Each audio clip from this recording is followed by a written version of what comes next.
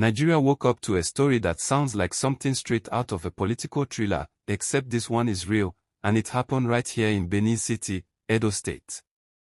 On Tuesday, February 24, 2026, what was meant to be a routine political visit turned into a scene of shattered glass, gunfire, panic, and questions that refused to go away.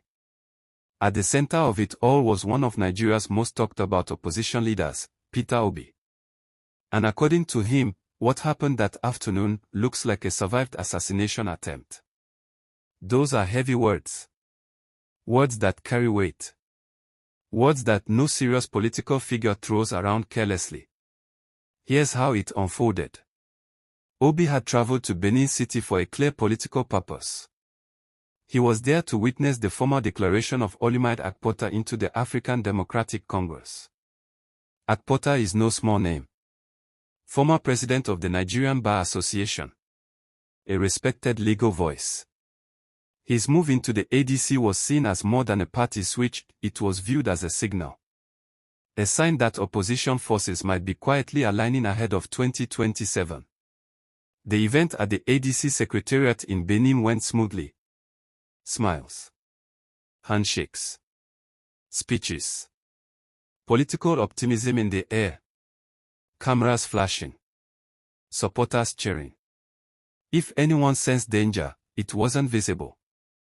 After the declaration, Obi and senior ADC leaders decided to pay what should have been a simple courtesy visit to the residence of Chief John Odujoyegon, a political heavyweight in his own right, former governor of Edo State and former national chairman of the ruling party. That visit alone carried political symbolism. An opposition figure, an emerging political alliance, and a former APC power broker in the same room. That's the kind of optics that sparks conversations across party lines. But they never got to have that peaceful conversation. As the convoy approached the residence, armed men who had reportedly been trailing them from the secretariat closed in. And then it happened. Gunshots. Not one. Not two. Multiple shots fired directly at the gate of the compound. Metal ripped by bullets. Windscreens shattered. SUVs damaged. The calm of a political afternoon exploded into chaos in seconds. Residents nearby described hearing rapid gunfire. People ran. Security scrambled. Some dove for cover. Others scattered in every direction. In moments like that, nobody waits to analyze. Survival takes over. Images and videos flooded social media almost instantly.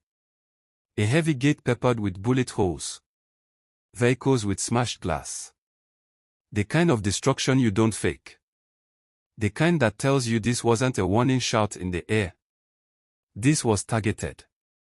Dr. Yunusa Tanko, a key figure in the Obedient movement and a former campaign spokesman for Obi, quickly issued a red alert statement from Abuja. His words were sharp and urgent. He said Obi and the ADC leadership were under siege. He confirmed that gunmen followed them and opened fire. And he didn't mince words, he described it as what appeared to be an assassination attempt. Let that sink in. An opposition leader attending a political event in a state capital allegedly trailed and then shot at. Obi himself later appeared in a circulating video, speaking calmly but visibly shaken. He confirmed the sequence of events, that the attack happened shortly after leaving the ADC headquarters. Physically, he escaped unharmed. Many of the party leaders did too. But reports indicated that some individuals sustained injuries and were rushed for medical treatment. As of that moment, there were no immediate arrests announced. No detailed police briefing. Officers were seen at the scene, yes, but Nigerians were left with more questions than answers. And that's where this story becomes bigger than shattered windshields. The political backdrop matters. In 2023, Obi ran under the Labour Party and ignited a political wave that disrupted Nigeria's traditional power calculations. He won the Federal Capital Territory. He energized millions of young voters. He built what many described as the most organic grassroots political movement in modern Nigerian history. He didn't win the presidency, but he reshaped the conversation. Since then, He has remained active, strategic, and visible. His presence at ADC events suggests possible coalition talks ahead of 2027. And anyone watching Nigeria's political chessboard understands this: alliances win elections.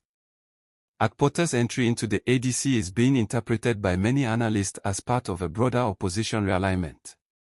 When strong legal minds and influential political actors start gathering under one umbrella, it changes calculations. It shifts narratives. It rattles structures. Now ask yourself, who benefits from disrupting that process? Chief John Odejoyigon hosting Obi and ADC leaders was not just tea and small talk. It was a political signal. And the fact that gunmen allegedly felt bold enough to open fire at the gate of his residence in broad daylight raises serious concerns about security, confidence, and the state of political tolerance.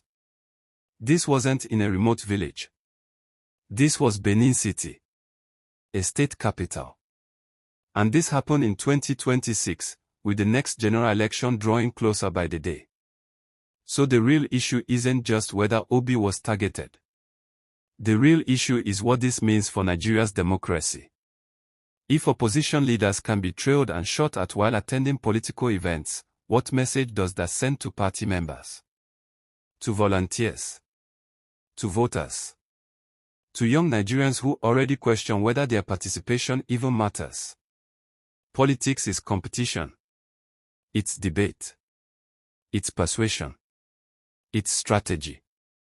It is not supposed to be bullets at a gate.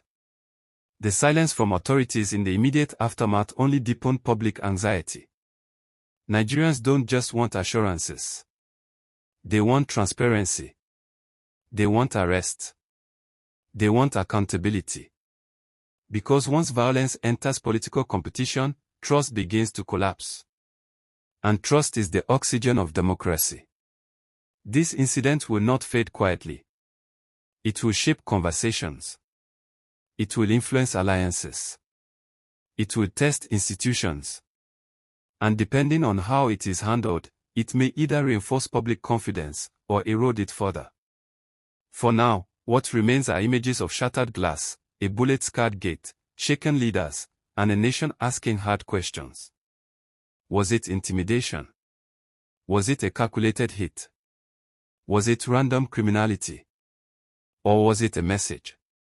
Until investigations produce clear answers, speculation will fill the vacuum.